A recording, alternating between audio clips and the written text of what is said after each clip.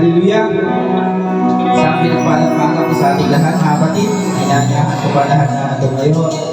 Nagagalak po ba ang bawat isa na naparito sa ating bahay sa bahay? Amen. Alam po lahat po tayo ay nagagalak, natutuwa dahil binigyan tayo ng Diyos ng pagkakataon muli na magpuli, umawit sa Kanya. Amen po ba?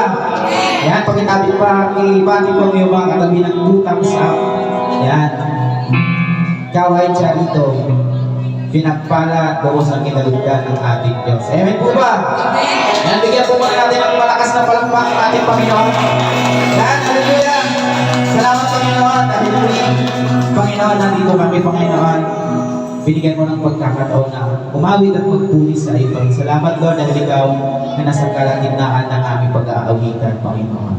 Salamat po dahil ikaw kasama namin, Panginoon. Thank you po. Sabi nga po sa John 14:6, Jesus is the way, the truth, and the life.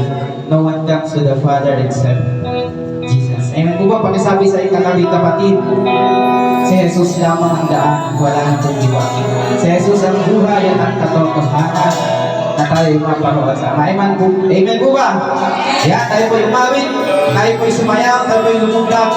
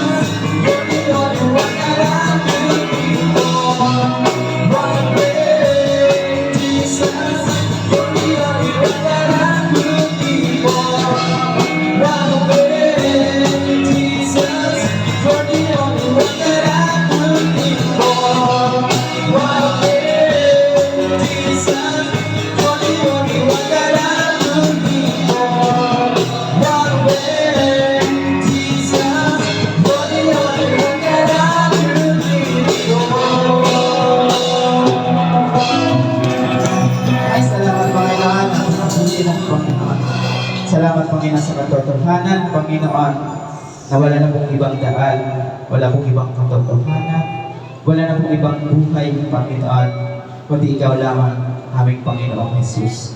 Maraming salamat, Panginoon, sa iyong kabutihan, Panginoon. Maraming salamat, Panginoon, sa iyong mga pangako, Panginoon. Patuloy na yung tinutupad, Panginoon, sa aming buhay, Panginoon.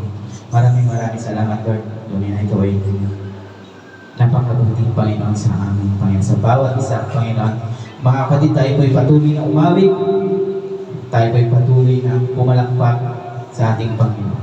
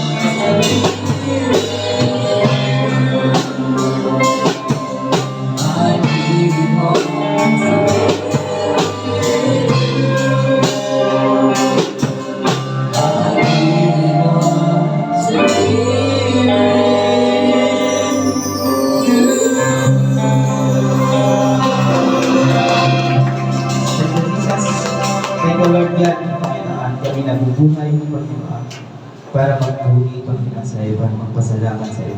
Kabutihan sa aming Panginoon. Maraming salamat, Panginoon. Wala kang ibang mabigkas, Panginoon. Wala kang ibang masabi, kundi salamat, Panginoon. Maibalik sa iyo, Panginoon, ang pinakamataas na papuri. Sapagkat hindi namin kayang pantayan, Panginoon, ang ginawa mo para sa aming Panginoon. Salamat, Panginoon, sa pagkakataon. Tinapos ng gawa sa krus, Panginoon, ay sapat ng Panginoon. Salamat po dahil sa tinapos na gawa, Panginoon. Kami ganap na dyan dito, Panginoon. We are blessed and highly favored by God through Christ Jesus, Panginoon. Salamat, Panginoon, sa krus, Panginoon, na ininako para sa amin, Panginoon. Salamat, Panginoon, kung patuloy namin nararanasan ang katagumpayan, Panginoon. Nararanasan namin, Panginoon, ang patuloy na kagalingan sa lahat ng mga sakit at karamdaman, Panginoon. At patuloy, Panginoon, ang kasagutan sa aming mga panalangin, Panginoon. Salamat, Panginoon, sa pagkinarga mo, Panginoon, ang aming mga kasalanan. Inako mo, Panginoon, ang aming mga kasalanan. Ikaw ay namatay, Panginoon, para sa aming mga kasalanan, Panginoon. Kaya deserve mo, Panginoon, ang lahat ng papuri, pagluwalhati, Panginoon. Salamat, Panginoon, dahil sa tinapos na gawa, Panginoon. Panginoon, meron kaming buhay na masagana, Panginoon. Buhay na pinagpala, Panginoon. Buhay, Panginoon, na ikaw lamang ang kasama, Panginoon. Ano man po ang mangyari, Panginoon, kami mananatiling nakatayo, Panginoon, dahil lamang sa iyong masaganang biyaya, Panginoon. Maraming salamat, Panginoon. Dali sa iyong pinakamataas na papuri, pagluwalhati, pagsamba, pagkakilang, sa ng pangalan, sa pangalan ng iyong bugtong na anak na si Jesus, na aming Diyos at tagapagligtas ng lahat ay magsabi na, Amen! Amen! Amen!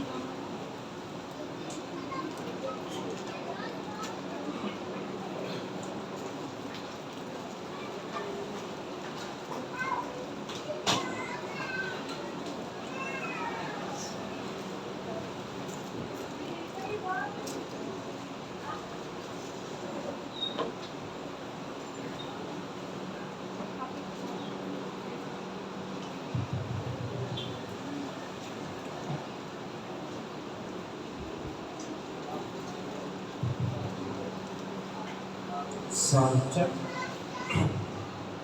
Hallelujah! Come on, clap your hands. Palakpakan po natin ang Panginoon. There is joy in the house of the Lord. Amen?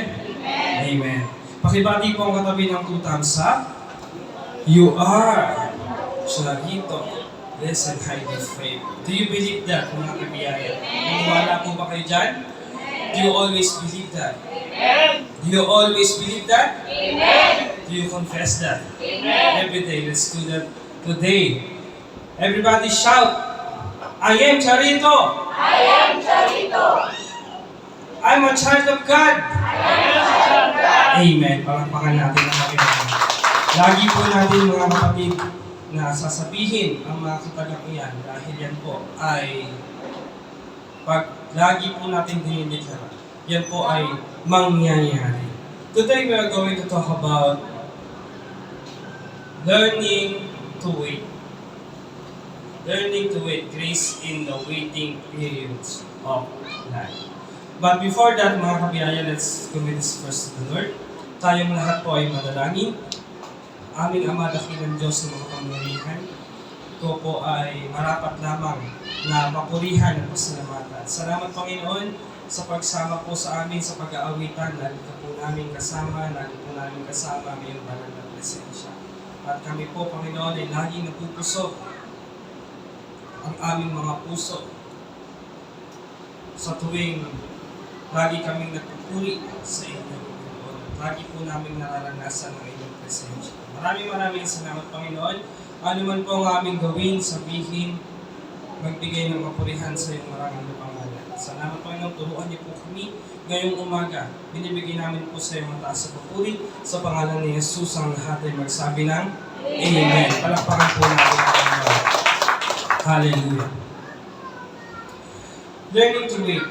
Mga Mga kapatid, ito po ay gamit na gamit po ng mga Kristiyano. Lagi nga po natin sinasabi dito sa bulwagang ito na bawal mainip. Diba? Lagi natin sabi mo sa katabi mo, bawal mainip. Bawal mainip. Dahil pag nainip ka, mga kapatid, talo ka. Okay? Marami po kwento sa Biblia, sa Old Testament, si Abraham. Ayan. Si Abraham, pinangakuan ng Diyos na nagkakaroon ng parang buhangin sa dagat, parang bituin sa langit, na lahi. Pero ano nangyari? Nainip, pati ang kanyang asawa nainip. Binigay ni Sarah ang kanyang katulong kay Abraham. At ipinanganak si Ismael. At ngayon, hanggang ngayon, problema pa din. Ng totoong Israelita at ng mga Muslim na lahi ni Ismael. Pinagagawa nila ang pagkaanak ng Diyos. Ang mga Muslim, umiiwala sila na sila ang pinili ng Diyos. Samantala ang totoo ay ang pinili ng Diyos ay hinano lang yung gain. Sa totoo, ang pinili ng Diyos ay ang lahi na nagmula kay Isaac, na yun po ang pinangako ng Diyos, hindi po si Ismael. Bagamat si Ismael ang nauna, pero ang pinangako ng Diyos ay si Isaac. Mga kapatid, kaya ko po nasabi ito, kung minsan ay gumagawa tayo ng paraan, ng ibang paraan, para dun sa bagay na kinaiinip natin, na hindi po God's way. Hindi po God's way. Pag ginawa natin yung paraan na ito, mga kapatid, maybe magkakaroon po tayo ng pagkakamali at dadalhin po natin ito ng mahabang panahon. Naintindihan? Lalo po sa mga kabataan, yung inyo pong mga mapapangasawa, pagka po napangasawa po natin ay maling tao, dadalhin po natin ito ng mahabang panahon. Okay? Kaya antayin po natin ang tamang oras na ibinigay po sa atin ng Diyos. Sabi po sa Isaiah 60, verse 22, when the time is right, the Lord will make it happen. Sabi po natin basahin ng malakas. Maganda po yung verse na ito. Isaiah 16:22. Sabi, when the time is right, the Lord will make it happen. Mga kapatid, anumang bagay, look at my eyes, napaka-importante po na ito, anumang bagay, anumang sitwasyon, huwag po nating mamadaliin. Dahil minsan sa pagmamadali, nagkakaroon po tayo ng problema. At ang pagmamadali ay kay Satan po yan. For example, nagdadrive ka. Ang pupuntahan mo ay alas 11 ng umaga. Meeting mo alas 11 ng umaga. Ang travel time mo ay isang oras. Aalis ka 10:30. 30 minutes na lang bago kumarating dun sa pupuntahan mo. Ang gagawin mo ngayon, magmamadali ka. Anong pwedeng mangyari sa'yo pag magmamadali ka sa pagmamaneho? Pwede kang ma-accident, pwede kang madisgrasya. See? Turuan po natin ang sarili natin na maging maayos. Di ba na lang kung talagang mahusay ka sa pagbuto, yung isang oras ay kaya mong 20 minutes lang. May ganyan eh. Okay? May ganyan. Pare, ang motor mo ay 400cc. Makakadaan ka pala ng expressway. May mga ganyan sitwasyon. Pero mga kapatid, kung ang sitwasyon ay hindi uubra doon sa mabilisan, huwag po natin madali. Mabilis kang mag-asawa, Nakapunta ka sa maling tao. Maraming bagay. Kaya mga kapatid, kailangan po iintayin natin yung tamang oras. Ayun ang sabi ko, when the time is right. When the time is right, I, the Lord, will make it happen. Kaya po sa ating mga anak ng Diyos, bawal na bawal ang mainip. Bawal na bawal ang mainip. Kaya ka lang naman natatagalan, mga kabiyaya. Kung minsan, napakatagal naman. Kaya ka lang natatagalan kasi ikaw ay naiinip.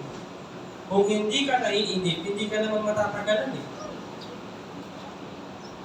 Medyo busog lang ang iyong kaisipan, medyo excited lang iyong kaisipan sa mga bagay na gusto mong mangyari. Pero dapat step by step. Like for example, if nagkaroon ka ng anak, ang gusto mo sa anak mo, grade 6 agad. Hindi man dumaan ng kinder, hindi man dumaan ng grade 1, gusto mo grade 6 agad. Hindi po. Meron po yung tamang proseso. Step by step, bago po tayo makarating dyan. Amen? Pag dumating ang takdang panahon, mangyayari ang bagay na para sa iyo. Kaya sa isang anak ng Diyos, bawal na bawal po ang mainip. Kailangan natin ang pagtitiis sa bawat lugar ng ating buhay. Sa bawat moment, oras, lugar, o kung saan man dako ka, mga kapatid, huwag po tayo mainip. Bawal na bawal pong mainip. Antayin po natin ang tamang oras para makuha po natin ang mga bagay na nilaan sa atin ng Diyos. Kailangan nating magtiis, lalong-lalo sa pagiging isang Kristiyano. Kailangan po natin ang magtiis. Minsan kasi yung iba, nag-pray lang kagabi, ang gusto, magkaroon agad ng answer prayer sa umaga. Diba? Yan. Tapos sasabihin pa, ay, wala ka mag-pray. Hindi naman totoo. Okay? Yung pinagpe-pray mo ay, Lord, payamanin mo naman kami. Gusto mo kinabukasan, mayaman na kaagad. Pwede mangyari yun. Pwede gawin ng Diyos yun. Pero ang tanong, nasa tamang oras na. Nasa tamang araw na. Kasi ako marami kong kilala noon mga sa mixture. Sa Bible study namin, nagpe-pray sila magkaroon ng trabaho. Hindi nag-pray kami tungkol sa trabaho. Lord, bigyan mo ng trabaho ang aming kapatid. Paano nagkaroon ng trabaho, di mo na mahagilap sa simbahan. Nawala na sa church. Mga kapatid, kung minsan, hindi po nagbibigay sa atin ang ating kahilingan dahil hindi pa tayo nakaredy. Hindi pa tayo nakahanda. So, kailangan nakahanda ka muna. Kaya wag po tayo mag-disappoint. Hindi pa nangyayari yung prayer ko. Bakit gano'n? Hindi pa nangyayari yung aking panalangin. Hindi pa pala nakaredy. Hindi pa nakahanda. Dahil pag dumating ang panalangin mo na hindi ka handa, o sabihin natin ibinigay ng Diyos kunwari ang iyong panalangin na hindi ka nakahanda, mga kapatid, magugulo ka. Magugulo ka ng gusto. Mawawala ka na sa sarili mong katinuhan. Mawawala ka na pati sa simbahan. Mawawala ka na pati sa pagpupuri sa Panginoon. Kaya hindi pa rin nabibigay. Dahil ang pagpapala ng Diyos, mga kabiyaya, ay higit pa sa iyong iniisip. Matandaan niyo yung si Apostol Pedro, nung sinabi ni Jesus na ilaglag niyo ang lambat. Sabi ni Pedro, magdamag kami langista, pero wala naman kami nahuli. Pero sabi ng ating Panginoon, silaglag mo ang lambat. Nung nilaglag nila ang lambat, ang sabi sa Biblia, halos masira. Halos masira ang lambat. Halos lumubog ang kanilang bangka. Yun ang pagpapala ng Diyos. Ilang bangka ang nahuli nila? 2 bangkang isda ang nahuli nila. Halos masira, halos mapunit ang kanilang lambat. Yung po ang pagpapala ng Diyos. Just imagine kung hindi po kayo ready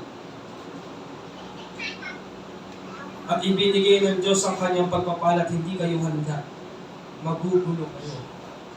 Kaya alam ng Diyos ang tamang oras. Huwag po tayong mainit. Ilaan po natin ang ating mga sarili sa pagpupuri sa Panginoon, sa pagpapatuloy ng ministeryo mo sa Panginoon. Huwag na huwag po tayong maiinip. Dahil alam ng Diyos kung ano ang takdang oras para sa atin. Sa serye na ito, mga kapatid, matututunan po natin, number 1, para turuan tayo kung kailan magtitiyaga o magtitiis. Number 2, bakit kailangang magtiis o magtiyaga? Number 3, paano maging matiisin? Okay? Paano maging matiisin? Pero, unahin po muna natin ito. When should I wait? When should I wait? Number 1, when circumstances are uncontrollable. Ay, hindi mo na kontrolado ang mga sitwasyon. Pero kailangan pa rin nating maghintay.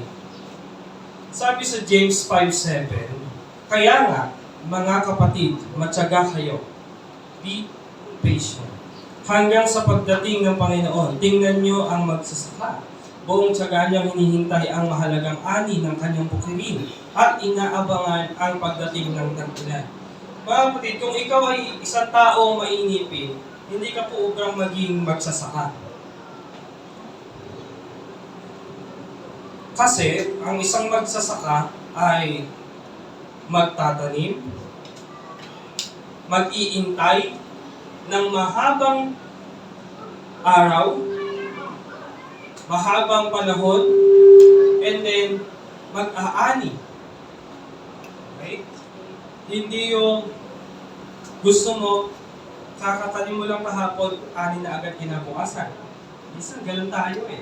Diba? Minsan ganun tayo. Itinanim mo lang kahagabi, ang gusto mo, anihin na kinabukasan. So, inani mo na nga. Ang inani mo, puto pa rin.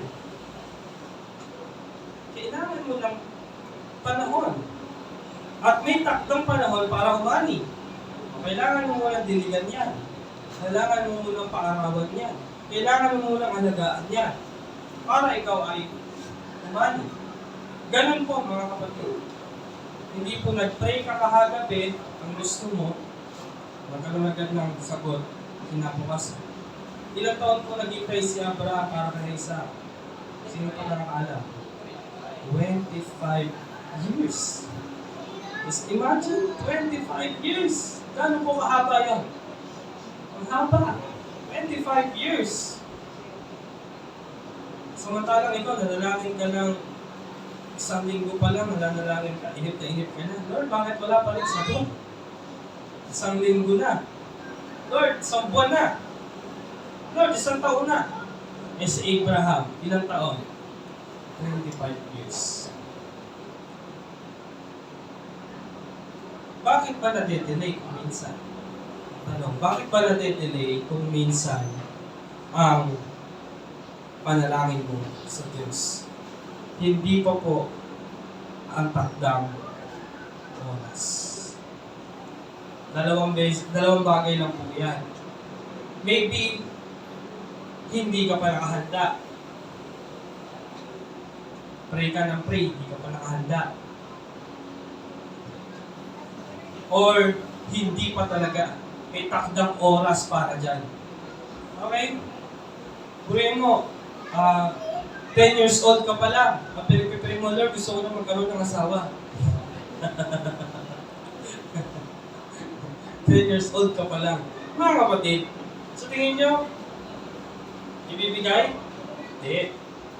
Minsan kasi may ganun eh. Meron po tayong panalangin mga kapatid, meron po tayong panalangin kung minsan na hindi po akma sa kalooban ng Diyos. Meron po kasi mga panalangin na kagustuhan mo lang. May panalangin na dapat para sa'yo o needs mo. Hindi naman po masamang manalangin ng kagustuhan. Okay? Hindi po masamang manalangin ng kagustuhan. Even Jesus nanalangin po ng kagustuhan niya. Natandaan niyo po, nanalangin po siya na sabi ni Jesus na, Lord, kung maaari po, ilayo niyo po sa akin ang saro ng paghihirap na ito. Kagustuhan ng ating Panginoong Yesus yun, pero kalooban ba ng Diyos Ama ang panalangin ni Jesus? Hindi. Kasi, kailangan ni Jesus ang saro ng paghihirap na yun upang iligtas ang mga tao. Kaya lang po nasabi ng ating Panginoong Yesus yun sa kanyang pagkakatawang tao dahil emotionally siya po ay tao, siya po ay 100% God and 100% man. Kung minsan umiira ng kanyang pagka-Diyos, kung minsan umiira ng kanyang pagkatao, siya ay nagugutom, siya ay nasasaktan, siya ay nagiging emotional. Kagaya nun, nanalangin siya, siya ay emotional. Hirap na hirap siya, ang puso niya ay napipigati. Ang pawis niya ay naging dugo. Sabi doon sa Biblia, nanalangin siya, ang sabi niya, Lord, aking Ama, kung maaari, ay ilayo niyo po sa akin ang saro ng paghihirap na ito. And then, hindi po yung pinakinggan ng Ama. Kaya meron po tayong mga panalangin, mga kapatid, na hindi po kalooban ng Diyos. Kaya kung hindi man po yan natupad, yung panalangin na kagustuhan mo, huwag ka po magtatampo. Dahil isa lang ibig sabihin niya, hindi yan para sa'yo. At meron namang panalangin na kailangan natin. Ang mga bagay na kailangan natin, mga kapatid, hindi na po natin dapat pinapanalangin sa pamamagitan ng paghingi. Okay? Ano mga bagay na kailangan natin? Ang mga bagay na kailangan natin, mga kapatid, buhay na maganda. Buhay na masagana, nakapangako yan. Kaligtasan, ibinigay na ng Diyos. Ibinigay na ng Diyos, kaligtasan. Kagalingan. Huwag mo nang iluhod ang kagalingan. Huwag mo nang iluluhod ang kagalingan. Sabihin mo, Lord, please, pagalingin mo po ako. Parang awa mo na, pagalingin mo po ako. Mali po na lalaki. Ang dapat sa panalangin ng kagalingan ay, Lord, salamat ako. Iyon ang pinagaling. Hindi ka naman nagsisinungaling. May sakit pa rin ako eh. May sakit pa rin ako eh. Ba't ganun? Tapos sasabihin ko na ako ay magaling na. Ano ang sabi sa Mark 11? Sabi sa Mark 11, pag nanalangin kayo, isipin mo na nasa inyo na at matatanggap na ninyo. Kapag nanalangin ka ng kagalingan, isipin mo magaling ka na. Amen? Pag nanalangin ka ng kaginhawaan, isipin mo maginhawa ka na. Dahil yung mga bagay na yan ay ating kailangan. Damit, bahay, kailangan natin yan. Kagalingan, kailangan natin yan. At hindi nyo na po naunahan ng Diyos yan. Binigyan na po yan ng Diyos. Ang kailangan mo lang, renew your mind. Renew your mind. Dahil yung mga bagay na kailangan mo, diniposito na ng Diyos sa iyo. Kailangan mo lang mapalabas yan sa pamamagitan ng renewing of the mind. Dahil kung hindi mo pinaniniwala na ikaw ay magaling, hindi mo makukuha. Kung hindi mo pinaniniwala na ikaw ay maginhawa na, hindi mo nga makukuha. Kaya mga kapatid, kailangan po natin i-renew ang ating kaisipan. Naintindihan mga kapatid, may mga panalangin na hindi po para sa atin.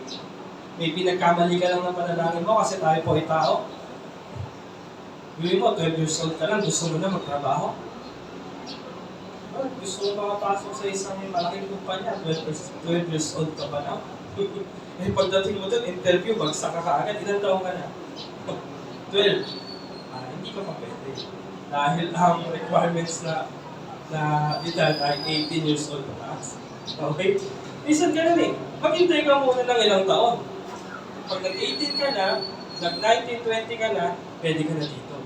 Diba? Minsan may ganun eh. May ganun tayo namin. Nakakatawa lang yung explanation ko, mga kabiyaya. Pero minsan ganun po tayo. Wala pa sa tamang oras. Wala pa sa takdang panahon, pinapanalangin mo. Wala pa sa takdang panahon ang pinapanalangin mo. Kaya, no. Mag-intay ka pa. Mag-intay ka pa ng ilang taon. May reason kung bakit si Isaac ay ibinigay 25 years. Meron pong reason. Hindi po yun pag-aaralan natin. Pero lahat po may dahilan kung bakit ganyan po talaga. Binibigay ng Diyos ang mga bagay-bagay sa atin sa takdang panahon. Have you noticed that even when we realize the situation is beyond our control, we still try to control it? Okay? Napagtanto ba natin minsan, may mga sitwasyon na hindi na po natin kontrolan. Pero, sinusubukan po natin itong kontrolin. Sinusubukan po natin itong makontrol. For example, nagtanim si farmer, biglang bumaha. Nagtanim si farmer, at aani na si farmer, biglang nag-oversupply. Malaking problema yun sa kanila. Kasi maliit na nga lang ang kinikita ng isang nagtatanim, oversupply pa. Pag oversupply, mababa ang bilihan. Okay? O nagtanim, nasa kalagitnaan na. Nagtanim, bigla na lang bumaha. Biglang bumaha, ano mangyayari? Pwedeng mawasak at masira ang kanyang itinanim. Ngayon, we still try to control it. Ang tao ay ganito po ang ginagawa. By worrying. Kung lalaliwan po natin, ito po ay totoo. Simula po tayo sa mga bata. Pag ang bata na wala po ang laruan niya, o nagugutom yan, magwo-worry yan, iiyak, magwawala. Tama? Iiyak, magwawala. Na iniisip niya sa pamamagitan ng kanyang pag-iyak, sa pamamagitan ng kanyang pagwawala, ay makokontrol niya yung sitwasyon. And then tama sila. Yung mga bata. Siyempre, pag iniyakan mo yan, pag umiyak ang bata, nakita ng magulang, iniyakan mo yung mga magulang mo, tatanong mo, anong problema? Bibigyan mo lahat ng gusto. Dede, laruan. Totoo, di ba? Ganyan ito nangyayari pagka may mga anak, di ba? Mga kapatid, sa totoo lang, nakakahiya man sabihin na adapt po natin yun hanggang ngayon. Dumaan ka sa matinding problema. Dumaan ka sa matinding problema. Paano mo kontrolin yung sitwasyon? Mag-worry ka. Diba? Mag-worry ka. Mag-worry, iiyak. Kala mo, makakontrol mo yung sitwasyon sa pag-iyak. Mag-worry. Iniisip natin ang pagkabalisa ay ang magpapakontrol sa sitwasyon. Pero hindi po. Hindi po kayang kontrolin ng worrying ang sitwasyon. To worry about something you can change is bad. To worry about something you can change is worse. It is bad kasi mag-aalala. Ba't ka pa mag-aalala kaya naman palang baguhin. Eh di, baguhin mo na. It is worse kasi alam mo naman na out of control na. Out of control na. Hindi mo na kayang kontrolin. Di na mababago. Kung lagi mo lang aalalahanin mga kapatid, mga kabiyaya, mai-stress ka lang. Tama? Wala na. Nasaan mo sa tuka? For example, nagtayo ka ng negosyo, bumagsak, nalugi. Huwag mo lang alalahanin pa, mai-stress ka lang, malulungkot ka lang, let it go. Kumanta ka lang lang, let it go. Let it go. Kumanta ka na lang ganyan. Mga kapatid, hindi po yun ang ending ng life. Hindi po tatandaan yan, hindi po yun ang ending ng life. Nagtayo ka ng negosyo, nalugi, nagtrabaho ka na, bigla kang inalis. Hindi po yun ang ending.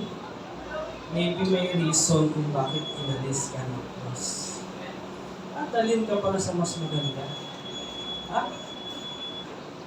Lagi niyo pong tatandaan mga kapatid, lagi niyo pong tatandaan sa huli, ikaw ay pinagpala at pinabunan. Amen? Palakpakan natin sa mga. Sabi ko sa iyo katabi mo pinagpala. Ikaw ay pinaturan. Mga kapatid, lagi niyo pong tatandaan. Pumasok ka sa trabaho. Good ka naman sa trabaho, pero tinanggal ka. Huwag ganun, Lord, tinanggal ako sa trabaho. Kaya ka pala tinanggal, mga kapatid, ay bibigyan ka ng Diyos na magandang promotion sa ibang lugar, sa ibang trabaho. Yung nangyari kay Joseph. Dala mo si Joseph, yung isa sa 12 lipit. Na-hurt si Joseph. Pinuhin mo. Tinapon siya ng kanyang mga kapatid sa bangin.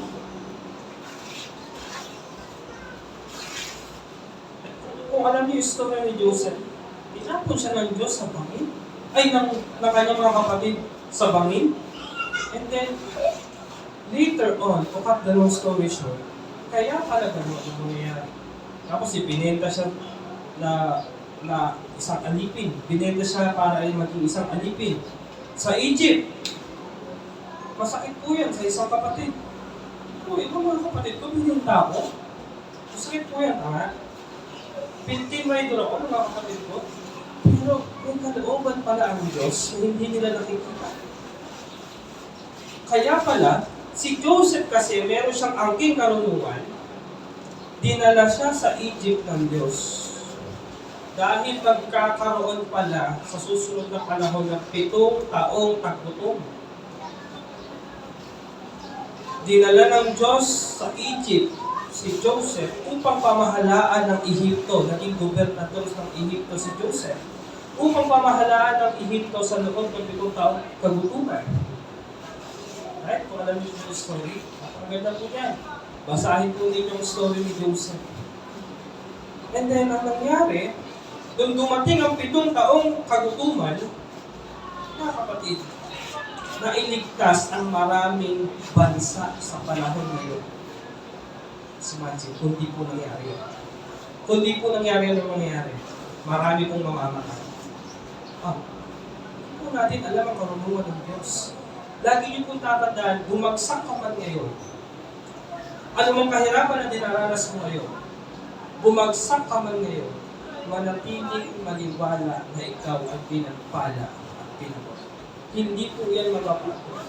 Nasa Biblia po, sinabi ng Diyos, ikaw ay pinagpala, period. Bakit gano'n? Naalis ako sa trabaho. Inalis ka dyan ng Lord kasi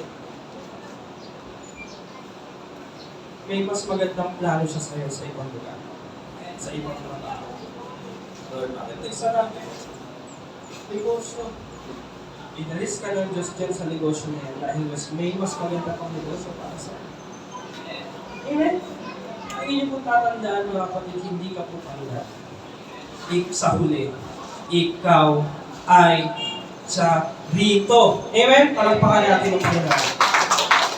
Kayo ba, tatanong ko kayo sa mga magulang dito, sa mga may anak po dito, papayag ba kayo ng anak ninyo ay maging talunan na lang? Papayag ba kayo ng anak ninyo ay malungkot na lang lagi? Hindi, di ba? Gagawin niyo ang lahat para siya ay maging masaya. Tama? Gagawin niyo ang lahat para maging maayos ang kalagayan niya. Tama? Kung ikaw na masama, dahil tayo po ay lahing masama eh. Kung ikaw ay masama, na ganyan ang gusto mo sa iyong anak, eh higit ang Diyos na mabuti. And He can do all things. Kaya niyang gawin ang lahat ng bagay para sa iyo. Kaya mga kapatid, kung may mga bagay na hindi na natin kontrolado, enough. Inhale, exhale, let it go. Yan, yun na siya. Ano gagawa dyan eh? Isa naman, pipilitin mo pa, minsan nakakagawa na tayo ng mali. Kapipilit, para lang matakpan, pipilitin. Nagagawa natin mali hanggang sa lumaki. Maging mali. Mga kapatid, matuto po tayong bitawan ang mga bagay na sobrang hirap na. Okay? Let it go. Example, inaalis ka na sa kumpanya, hindi ako alis. Dito ako pumamatay. Inaalis ka na sa kumpanya. Hindi ako alis. Niyakap ko yung poste ng building. Hindi ako alis eh. Mga kapatid, hindi mo alam, meron ba nakahanda ang Diyos sa'yo sa kabilang company? May nakahanda pala sa'yo ang Diyos doon sa kabilang kumpanya. Ayaw mo umalis doon sa lumang mong kumpanya. Doon, doble pala ang sweldo mo sa kabila. Hindi mo nakikita yon. Mga kapatid, sumunod lang tayo sa daloy ng biyaya ng Diyos. And then, lagi niyo pong tatandaan, para po malaman po ninyo kung anong kalooban ng Diyos. Mga bagay na kalooban ng Diyos ay kaya binigay sa iyo yan, hindi ka nalalayo sa Diyos. Pag binigay sa iyo yan at nalalayo ka sa Diyos, hindi po yung kalooban ng Diyos. Pero pag binigay sa iyo yan at lalo ka pang nalalapit sa Diyos, yan po ay kalooban ng Diyos. Dahil hindi, kung ako ang Diyos, hindi ko ibibigay sa iyo, ang bagay na makapagpapalayo sa iyo sa akin. Diba? Bakit ko ibibigay sa iyo yan? Mapapahamak ka na. Ibibigay ko sa iyo ang mga bagay na makapaglalapit ka pa sa akin. Amen? Maging metikuloso po tayo dyan. Think, lagi niyo pong isipin, malalayo ba ako sa Diyos o hindi? Yung labada, minsan nilalayo ka ng Diyos. Nilalayo ka sa Diyos ng labada. Araw na nito, maglalaba na kami muna ako. Pasensya na, Pastor, maglalaba muna ako. Okay? Idolatry po ang tawag dyan. Idolatry. Lordship mo na yung labahan. Okay? Pwede ka naman maglaba pagdating ng hapon. Okay? Marami po mga bagay na nagdalayo sa atin sa Diyos. Pero dapat po natin iyang mga kapatid labanan. Sabi sa Philippians 4:6, don't worry about anything. Instead, pray about everything. God tells us, don't worry about anything because He solved your problems. Ayun, di ba? Pinagkilala natin kanina, worrying. Pagka humarap ka sa isang problema, sa pagsubok, worry ka kaagad, worry. Worry ka ng worry. Ang sabi ng Diyos ay, don't worry about anything. Instead, pray about everything. Napakaganda. Imbis na mag-worry ka, muwa ka ng muwa sa isang gilid, mag-iyak ka ng iyak sa isang gilid, pray. Manalangin. Magpasalamat sa Diyos. Kausapin mo ang Diyos. at magdeklara. Instead, pray about everything. Tell God your needs. Tanong ko sa iyo, mga kapatid, dumaan ka sa problema. Dumaan ka sa pagsubok. Tanong ko sa iyo, mata sa mata. Kinausap mo na ba ang Diyos sa problema? Sa inyo, sa mga hinaharap mo, nilapitan mo na ba ang Diyos? Ilapit natin sa Diyos yung problema. Kaysa kung sino-sino. Kaysa kung sino-sino lapitan mo. Kung sino-sino kausapin mo. Unahin mo kausapin ng Diyos. Dahil ang Diyos, kaya gawan ng paraan. Okay? Ito minsan na nangyayari. Ito po ay real na situation na nangyayari po sa akin. Madalas. Alam ko po yan, madalas. E dito, nilapit na natin sa Diyos. Nanalangin ka. Tinugon ng Diyos. Nagkaroon ng answer prayer. Ang sabi po dyan,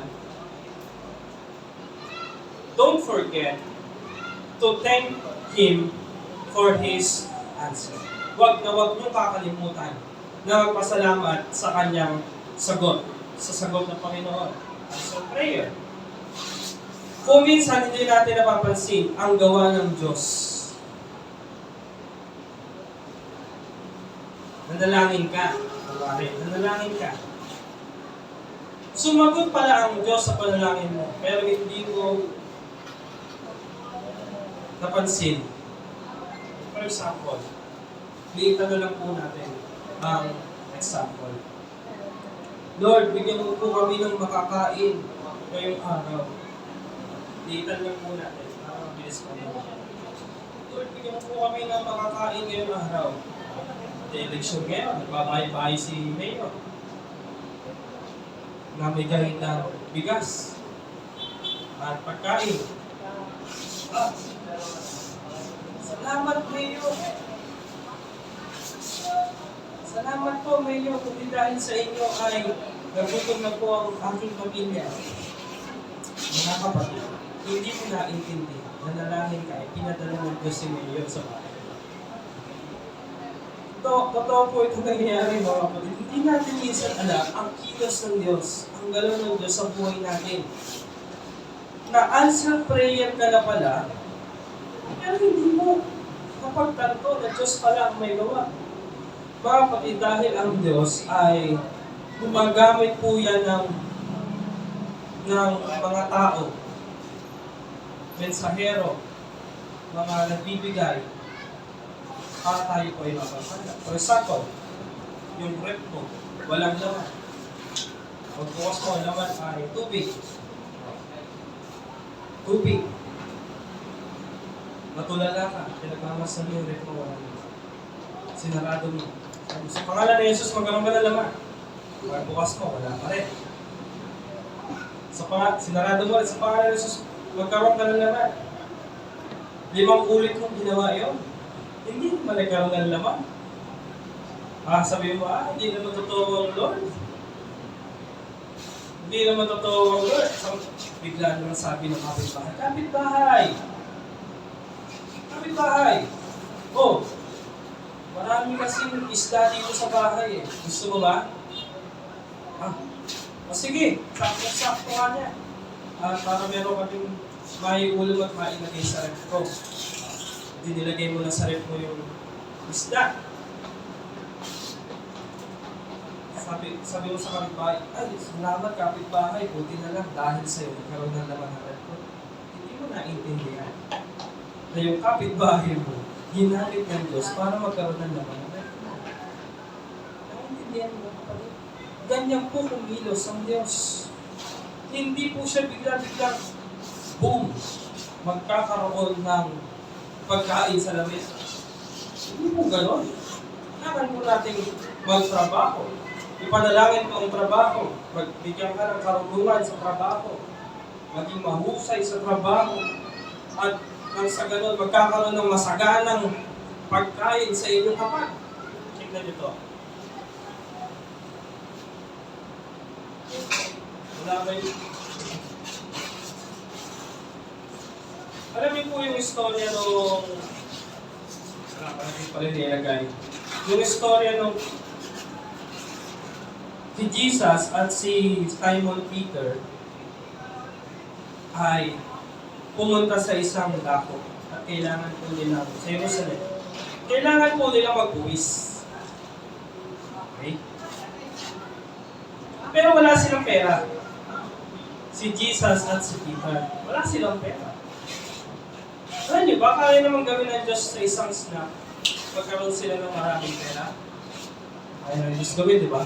Pero ang sabi ni Jesus kay Peter, pumunta ka sa isang lawa, mamingwit ka doon, at yung unang isdang mahuhuli mo, ipukan mo ang bibig. Alam niyo yung story na yun? Ipukan niyo ang bibig. At pag binuka mo ang bibig, makakakuha ka ng isang salapi. Salaping pila. At yun ang gagamitin nating pambuwis. Oh, galing mo. Pwede naman gawin ng Diyos na, o sige Peter, isuksok mo ang iyong kamay sa iyong bulsa. Makakakuha ka ng maraming gintong pila. Pwede naman gawin ng Diyos yun eh. Di ba? Pero bakit ganun pa ang pinagawa ng Diyos kay Peter? Pumunta ka sa isang lawa doon. Dahil layo naman ang lawa eh. Diyan na lang sa may puno. Diyan na, mamulot na lang tayo dyan, baka meron dyan. O baka Lord, lalahat na lang ako, magicin mo na lang. Hindi, Peter, pumunta ka sa lawa. Mamipit ka. At yung unang isang mahuhuli mo ay ibuka mo ang bibig at makakakuha ka ng salaping pila. Yun ang pambabayan mo sa ating buwis. Hindi sinabi ni Peter na salamat sa isla at nagkaroon tayo ng pambuwis. Mga kapatid, gumagamit ang Diyos na mag-instrumento para tayo ipagpalain. May dahilan kung bakit ginagawa ng Diyos ang mga bagay na ito. May dahilan kung bakit mo ginagawa ng Diyos ang mga bagay na ito. Maybe may nakalaglag ng salaping pila, inutusan ng Diyos ang isda na kunin iyon, ilagay sa bibig, at yun ang kanilang pambabayan. Meron pong mga dahilan. 1 Peter 5.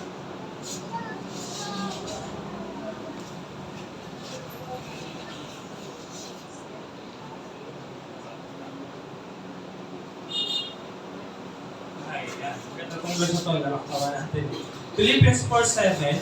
If you do this, you will experience God's peace, which is far more wonderful than the human mind can understand. His peace will keep your thoughts and your hearts quiet, and the rest as you trust in Christ Jesus. Give all your worries and cares to God, for He cares about what happened to you. Ibigay mo sa Diyos, huwag mo sarilinin. Ang sabi po dyan sa maganda pong ibang kahulugan ng give, ang sabi po dyan ay, sa ibang translate, ay throw upon. Throw upon. Itapon.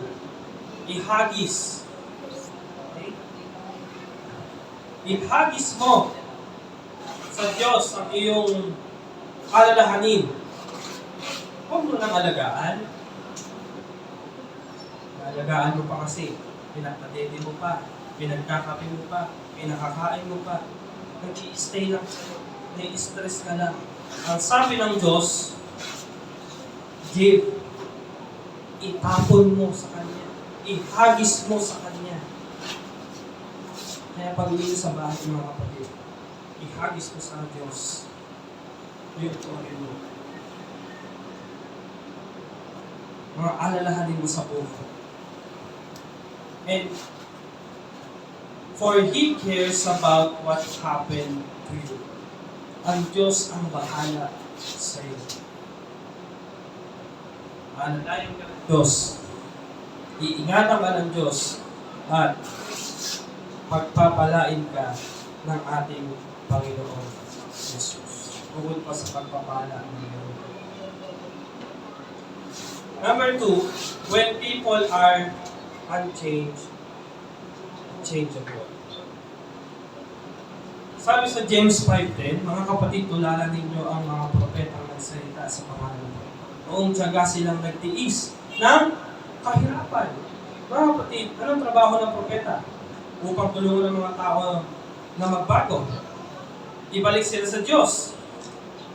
Baguhin ang kanilang pag-uugali. Yung mga trabaho ng propeta noon. Tampok po dyan si Moses. Sino po hindi na kilala kay Moses?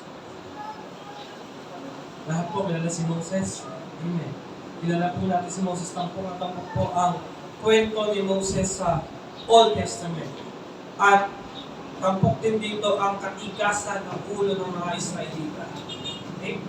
Ilang beses sila tinulungan ng Diyos, ilang beses na sila ang pinakitaan ng Diyos ng himala, pero ganun pa ba sila pa rin ay nagtataksil sa Diyos. Kapatid, mahirap po ang trabaho ng isang propeta. O, nanatili pa rin ang pasensya ni Moses hanggang sa kanyang kamatayan. Siya ay nagpasensya.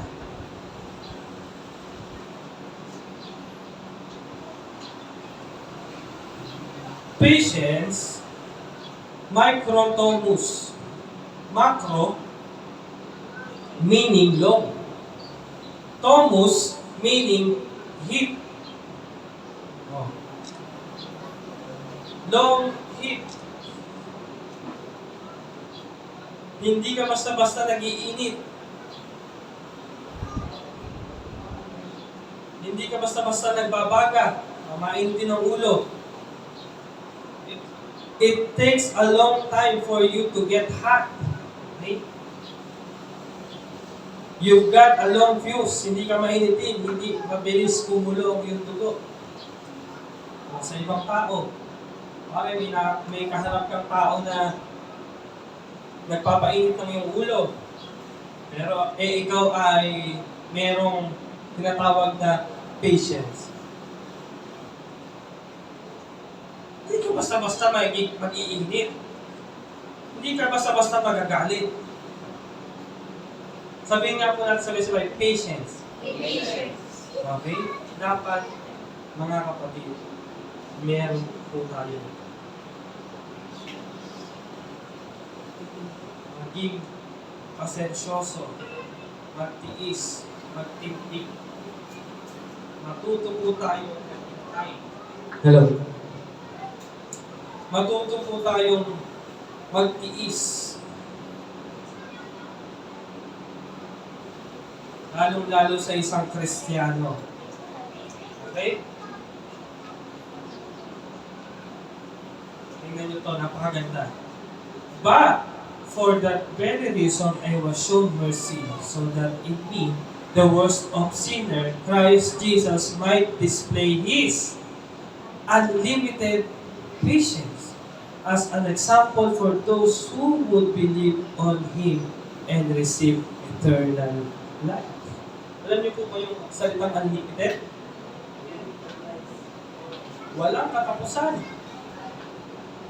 Kaya gusto sa mga inasal, unlimited rice. Ikaw ang susuko. Ikaw ang tatangke. Minsan nangaasar pa yung nagbibigay ng kanin sa sa mga inasal. Ito, buto-buto na lang yung manok mo. Sir, kanin ko po. Totoo yun eh. Minsan nangaasar sila eh. Sir, ano, kanin pa? Kanin pa? Ito pa kanin, sir. Nakatang buto-buto na lang yung mga manok mo doon sa mga inasal. Ibig sabihin mga kapatid, pag sinabi ng limited, ikaw ang susuko. Ikaw ang susuko. Tingnan mo ang Diyos. Unlimited patience. Kanino? Sa atin. Minsan ba naging pasaway tayo? Yes. Minsan nakagawa tayo hindi maganda. Nakaka-commit tayo ng mga bagay na hindi maganda. Pero, meron pong unlimited patience ang ating Diyos sa atin. Hindi siya basta-basta nagagalit. He is slow to anger. Hindi basta-basta nagagalit ang Diyos sa atin. Maganda po ba? May unlimited patience. At tayo din po ay dapat mayroong unlimited patience. Hindi po tayo dapat basta-basta nagagalit. Sabi po sa 2 Peter 3 verse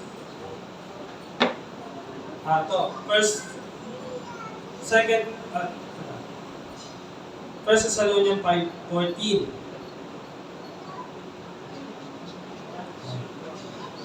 And we urge you, brothers, warn those who are in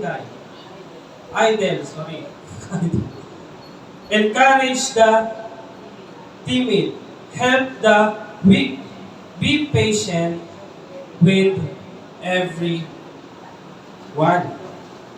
Sa ministry, mga kapatid, maging pasensyoso po tayo. Nagkakaroon ng rehearsal, late yung gitarista, late yung song leader. Dumating yung song leader, 8:50. Rehearsal. So, syempre, magkakaroon na ng problema. Si drummer, may iinit na ulo. Aga-aga ko dito, tapos dumating yung song leader natin. 8:50? Ang start, 10 minutes na. Sorry, yung gitarista, ganun din. Ganun pa man mga kabiyaya, hindi po ibig sabihin na merong unlimited patience. Kung tayo po ay nakadestin para magtingkod sa Diyos, please, ayusin po natin mga Amen.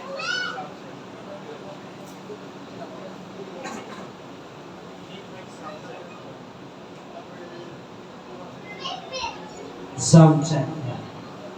Ayusin po natin yung ating schedule. At gampanan po natin kung ano po dapat po natin gampanan. Pero ganun pa man, kung sakaling magkaroon ng pagkakataon na malate o hindi naka-attend, hindi po tayo dapat magalit. Wala po tayong karapatang magalit. Sabi po, ng mga pastor po sa inyo, never po kami nag-chat sa inyo na kami po ay nagalit sa inyo. Amen? Hindi po kami nagalit. Dahil wala pong perfecto, lahat po talaga nagkakamali. Minsan may nagsasabi sa inyo na hindi po makaka-attend eh. Tapos song leader ka. Meron po nakahandang sumalo ng pag-song lead. Hindi po makaka-attend, drummer ka. Meron po nakahandang sumalo ng drummer. Kung walang may handang sumalo mag-drums, wala po ng drums.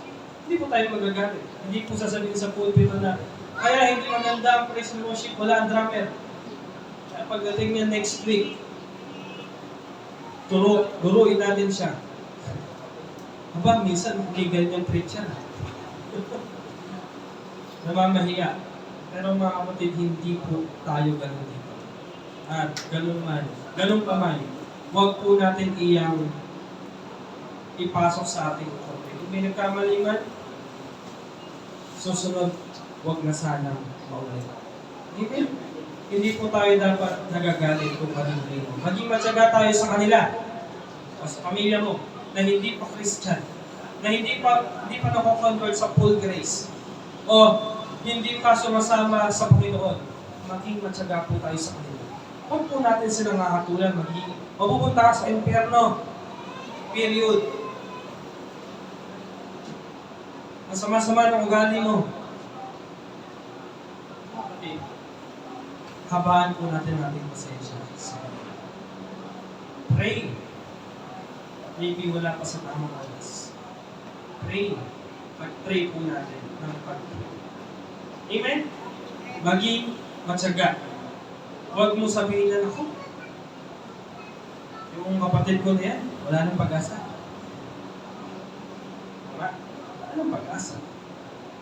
Anong pag-asa yan? Ayaw mo sumama sa amin sa simbahan. Mga kapatid, huwag po rin. Ipag-pray lang natin, ipag-pray, magkakaroon po ng pagkakataon. Someday, siya po ay tatawagin ng Diyos at makakasama natin sa panambahan. Amen? Yan po lagi natin iisipin. Yan po lang lagi natin iisipin. Dahil may pangako ang Diyos na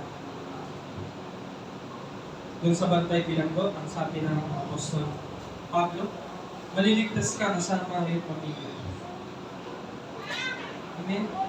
Isa sa mga magandang pangako ng Diyos. Pagpatuloy po natin ang panalangin. Panalangin. Dito po tayo magtatapos when problems are unexplainable. Hindi mo may paliwanag ang mga nangyayari. Mga problema hindi mo may paliwanag. Kailangan pa rin po natin maghintay. Sabi po sa Job, Santiago 5:11. Alalahanin ninyo, tinuturing nating pinagpala ang nananatiling matatag sa gitna ng pagtitiis. Narinig ninyo ang tungkol sa pagtitiis ni Job. At inyong nakita ang layunin ng Panginoon, kung gaano kalaki ang kanyang habag at kagandahang loob.